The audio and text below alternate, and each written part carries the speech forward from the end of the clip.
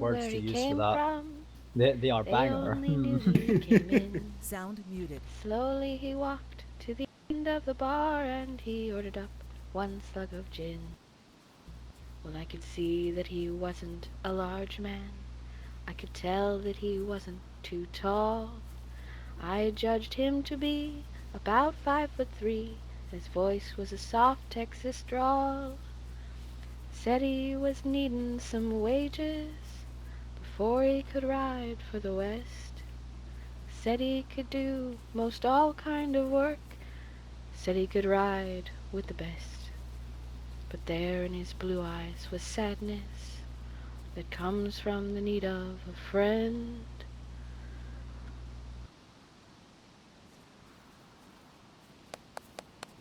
That was really good. Oh, sorry, I stopped in the middle for some reason. Oh, yeah, I was wondering where the rest of it went, but alright. And though he tried, he still couldn't hide the loneliness there deep within. Said he could work through the winter for 30 a month and his board. I started to say where he might land a job when a fellow came in through the door. And I could tell he was looking for trouble from the way that he came stomping in. He told me to leave Shorty there by himself. I'm lost in the Come wood. down and wait on a man. Oh no. King. Just sing louder. Sing louder. Anybody Stay there? here and sing louder. Stay here and sing louder. Yep, Finish your yep. song. Hello. The eyes of the King. little man narrowed. Hello. The smile disappeared from his face. See, there he is. Finish your Gone song. was Hello. the friendliness that I had seen, and a wide look of hate took its place. But the big one continued to mock him, and he told me was that weird. I'd better go. Find him a couple of glasses of milk, then maybe Shorty would grow. When the little man spoke, there was stillness. He made sure that everyone heard. Slowly he stepped away from the bar, and I still remember these words. Oh, it's plain that you're looking for trouble. Trouble's what I try to shun. If that's what you want, then that's what you'll get. 'Cause cowboy, we're both packing guns. His hand was already positioned, feet wide apart on the floor. I hadn't noticed, but there on his hip was a short-barreled bad 44. It was plain he was ready and waitin'. He leaned a bit forward and said, "When you call me Shorty, say mister, my friend, or maybe you'd rather be dead."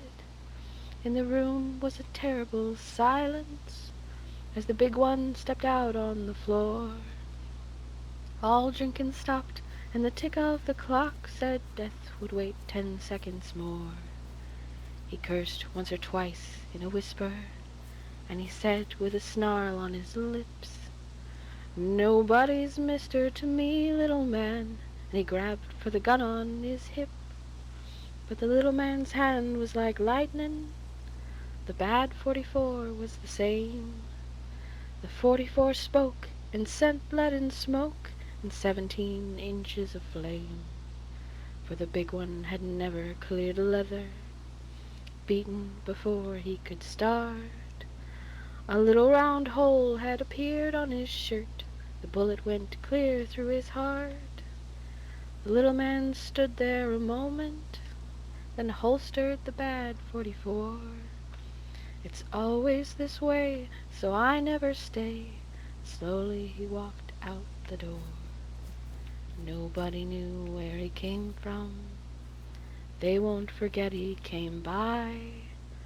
They won't forget how a 44 gun one night made the difference in size. As for me, I'll remember the sadness shown in the eyes of the man. If we meet someday, you can bet I would say that it's me, Mr. Shorty, your friend.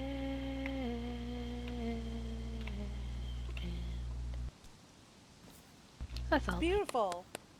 Well, hell yeah. That was